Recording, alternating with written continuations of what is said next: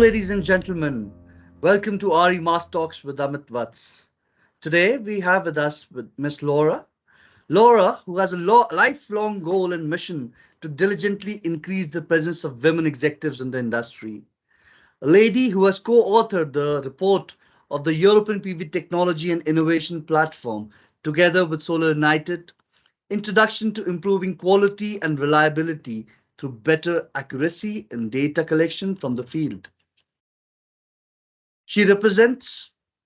She's also a member and management of management committee representing Spain in the European Cooperation in Science and Technology, E-Cost Action, Performance and Reliability of Photovoltaic Systems, Evaluations of Large-Scale Monitoring Data. Please welcome Ms. Laura. Welcome, Laura. Hello, how you doing? Thank you for the nice introduction. And also, I am pleased to be here with you and also with your audience to talk today a little bit about recycling and the importance of this worldwide. Pleasure. So today, as Laura's already stated, today we are talking about solar PV growth, PV panel waste models, PV panel waste projections, or end of life management, solar photovoltaic panels. So, Laura, coming straight to the question, why is recycling solar panels so important? Okay, I think that for a better understanding of the importance of recycling solar panels and the current situation, first of all, we will need to pay attention to the figures that involve this part of the market, like gigawatts installed to date and the number of tons that this means, forecast of installations in the next 10, 20, and 30 years. Also about the components of the panel and the percentage of the material that we can be recovered. This point, we can talk later a little bit more, but it depends on the type of technology we can use recycling the panels. Solar photovoltaic deployment has grown an unprecedented rate since the early 2000s. Global installed PV capacity reached 222 gigawatts at the end of 2015, 480 gigawatts in 2018. And accordingly, with some market research, is expected to rise further than 10,500 gigawatts by 2050. Obviously, this last provision is changing and increasing with the current global situation nowadays. Obviously, the volume decommission the PV panels increase with the global PV market. Around 2030 is projected a significant increase in PV waste. However, we cannot forget that in Europe, we started generating significant volumes of waste earlier as the PV installations began to grow up to the 90s.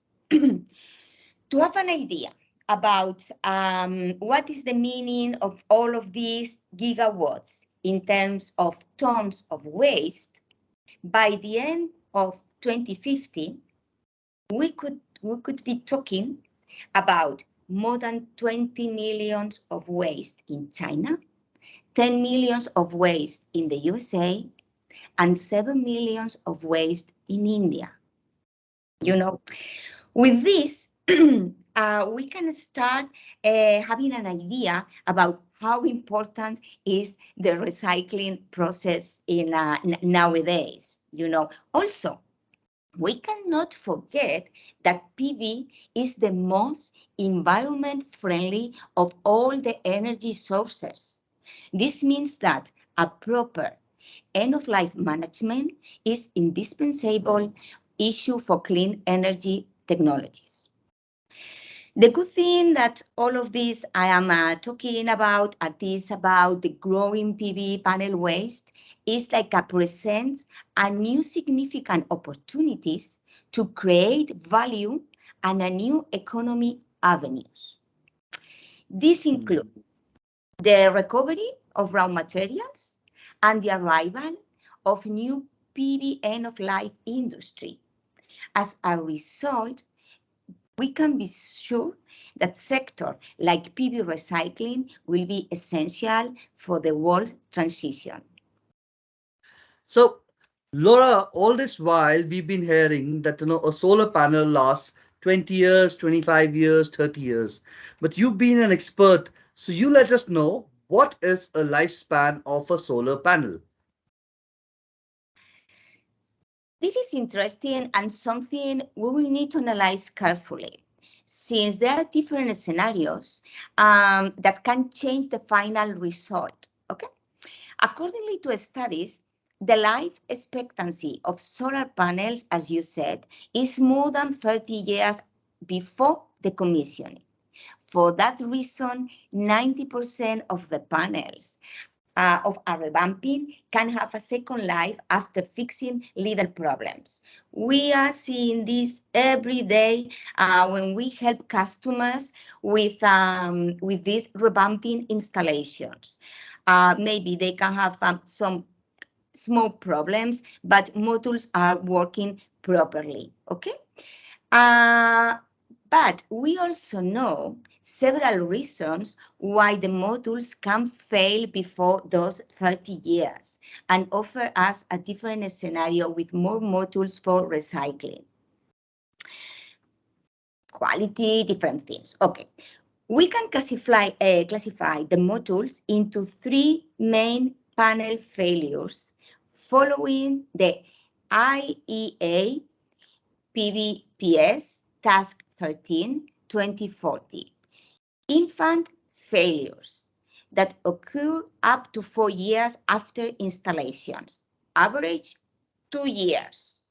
Midlife failures, that is about between 5 and 11 years after installations, and wear out failures that occur about 12 years after installation to the end of life. Typical rates failures accordingly customer complaints are optical failure, glass breakage, defect cell interconnect, loose frame, junction box, cables, delamination, isolation, power loss, and also other part transportation also is can be a problem, and also some unknown defects. And inside of this, we can have some weather conditions, vandalism. It's like different things. This is important, because we use this to get an idea of how many tons of waste we can have, since depending on the scenario and the number of modules that can fail prematurely, the tons by the end of 2050.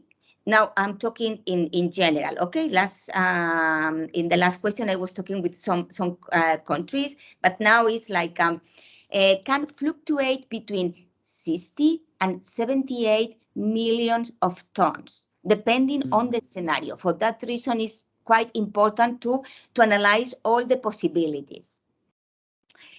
Based on the best available information today, the actual future modules waste volumes will fall somewhere between regular loss and early loss values. Okay, and then it's like when we help some company to establish the business in some specific area, all of these details are super important to analyze for the business plan, because then they can have an idea about how many tons they can have for recycling and how many tons they can have for refurbishing.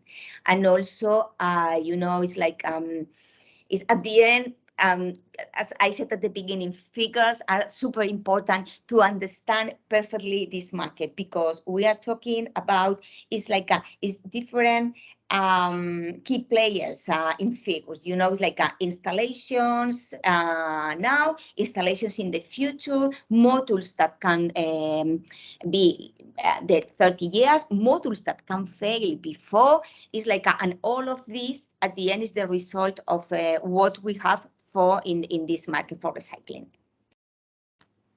All right, all right. I get your point. So all these things in total,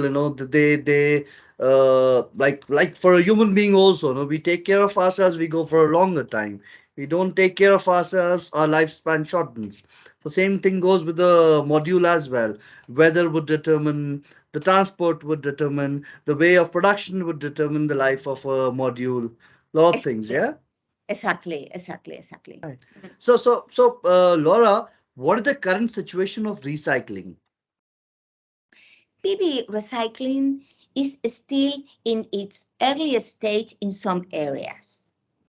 As we said, the volumes of installation in the past was much more extensive in Europe than in other countries or continents. Inside Europe also, we have Germany and Italy, where the bigger installer, they were the bigger installer in the 90s.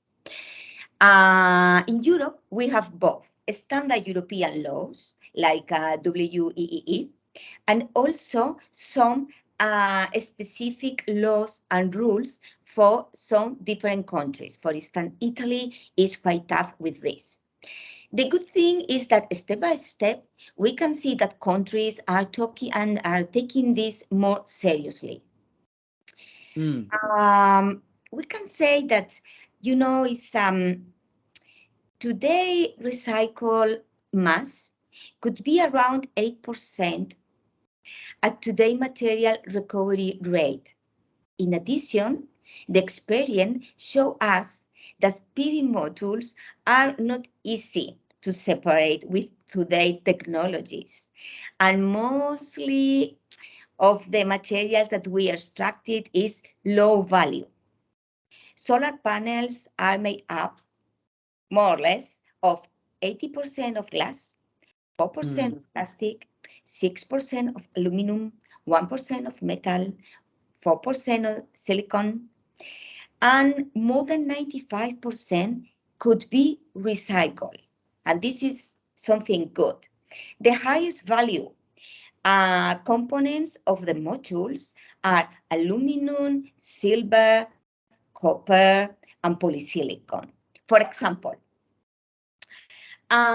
silver doesn't represent a high volume in terms of weight, but it is the 14% of the value of the material.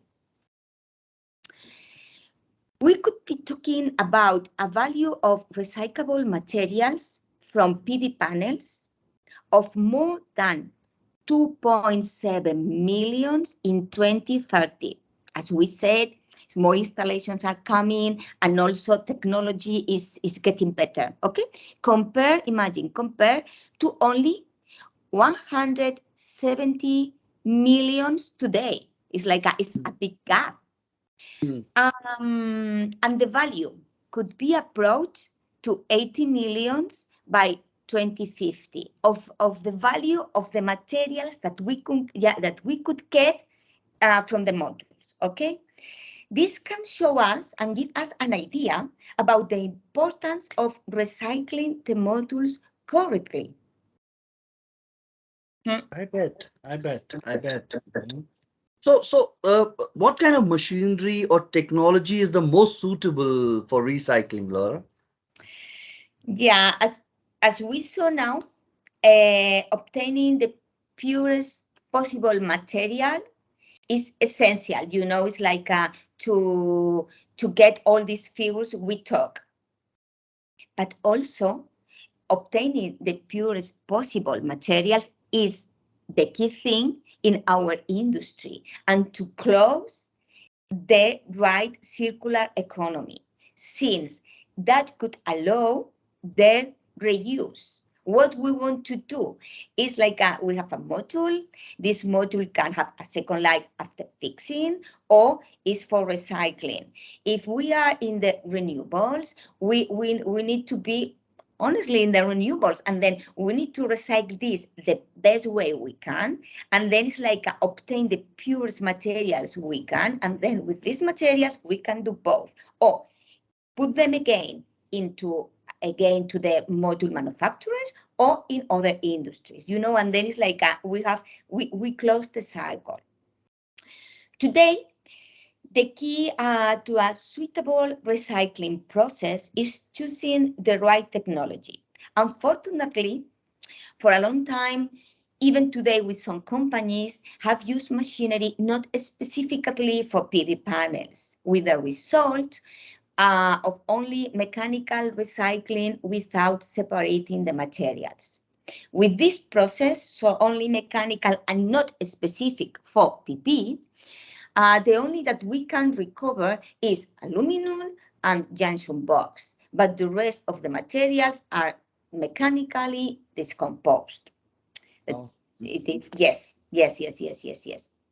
We need also in this point, it's important to remember, because we all know, how is the process to manufacturing the PV module, okay? And then it's like we know that we have the glass, we have the encapsulant, EVA, PO, EPP, whatever you want to use, and then cells and the backsheet. And you have the lamination process. The lamination process has to be perfect for avoiding and to protect the module, the isolation. Then imagine if we need to separate this, is logically we are going to need different kind of process. It's like it's a combination of process or technologies. And then the things that we have in the market are ranging from thermochemical panel recycling, different melting process, or series of patented mechanical steps that can separate the glass and the rest of the materials. I had a conversation with I am in touch with mostly all the machinery producers for this, and also with people that are trying to develop new machines. And I saw some Japanese that they can remove very easily the glass first, and this is amazing method because they get a very white glass, and that this is the most crucial separator. It's like because to get the purest glass is super difficult if you have there the encapsulant. And also some American guys that they have a nice process. All of them is mechanical, but they have a patented method that it seems that they can get a very high value of the materials. And I am honestly very surprised. In general, all the process start with an operator placing the modules into the machine. And the first process is to remove the frame and also the junction box, and then is different kind of possibilities. It's like there are some machines that they can manage all the module in once, or that they need to cut it. Also, we need to think that when we are getting a module for recycling, it's not a perfect module, clean and good shape. No, it's broken, is with some soiled items. It's like we need a machine that can manage all of these things, in a perfect way.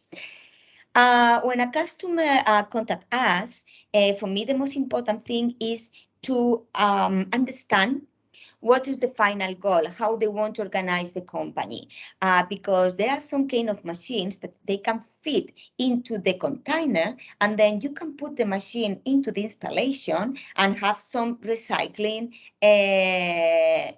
on site. and don't move the modules, move the machine, and because some companies, they prefer to do this way. Others, they prefer to move the modules into the factory and maybe to have a more extensive machinery to do all the process. And then for me, the right balance is to find the right technology that combine get the purest materials with the lower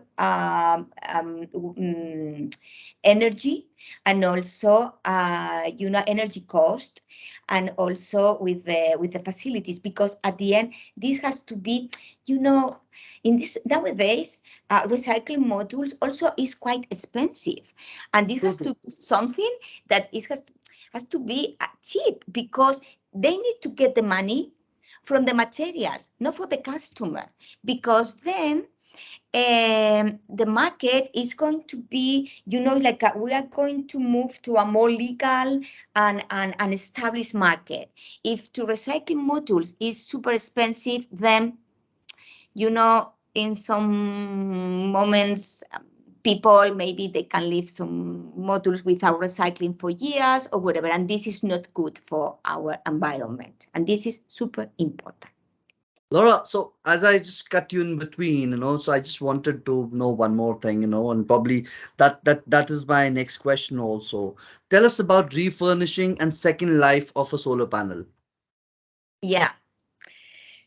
Um, in my experience, in this business, I saw that approximately 95% of the modules could be retrofitted and returning to the market.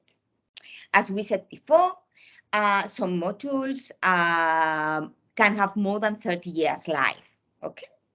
And others that have some issues and cannot be used in some installations, maybe are good for other parts of the world or other installations that has not so high requirements.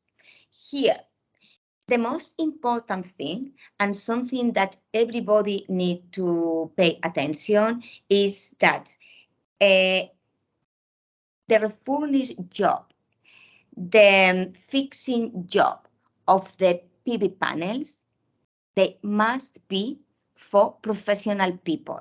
This is super important. One thing Mm. is that we can reuse the modules and put again in some markets. Another thing is that we have some modules that have some issues, and then it's like to change those modules without doing anything from one installation to the other, from one country to the other.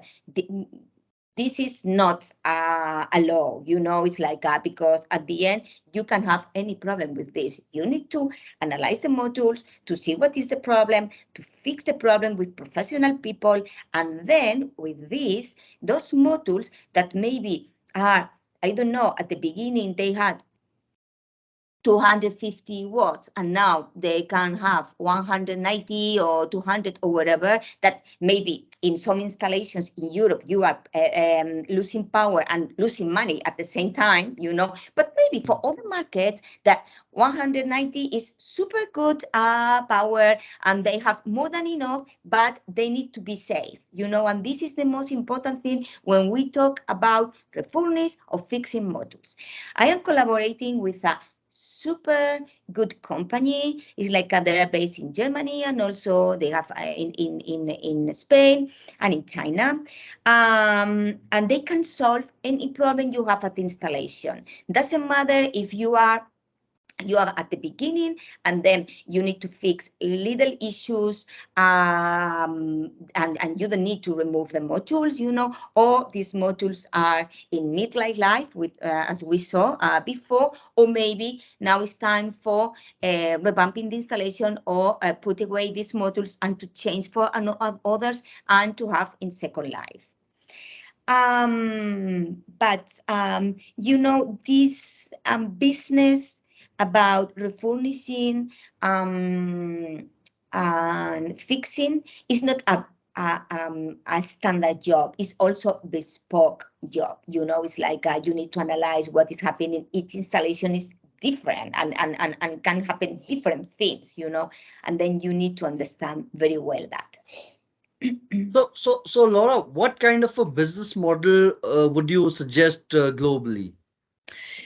Okay, this, it's as we have been talking during this nice call.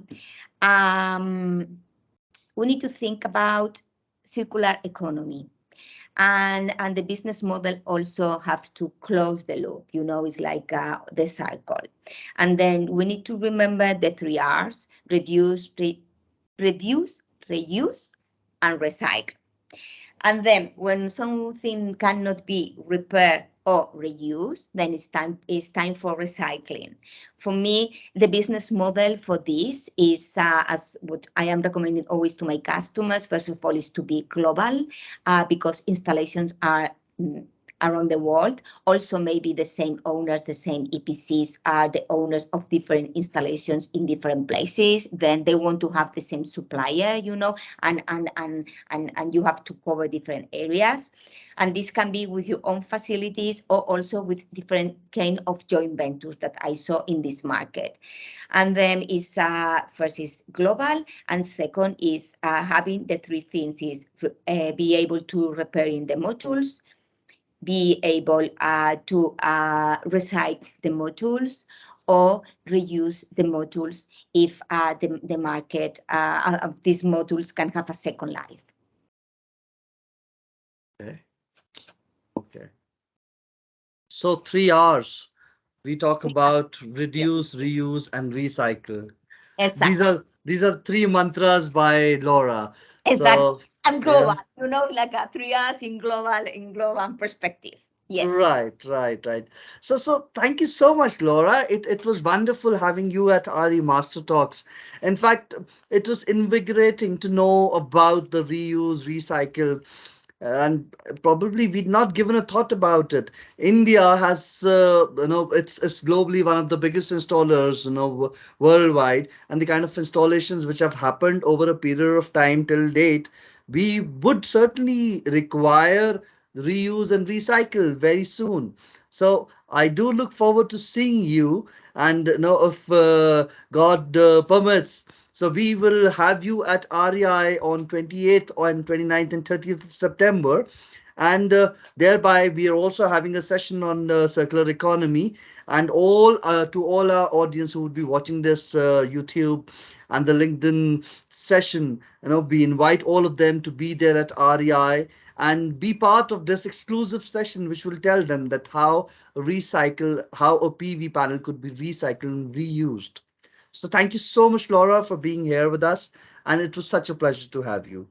It has been a pleasure, honestly, to be able to share, my little knowledge about this market, and also because I am a passionate about the industry, and also I think that we need to realize how important is nowadays to pay attention in this specific area.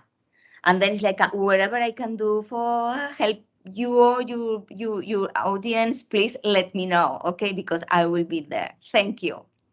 Such a pleasure. Thank you, ladies and gentlemen. This is Amit Vats at RE Master Talks.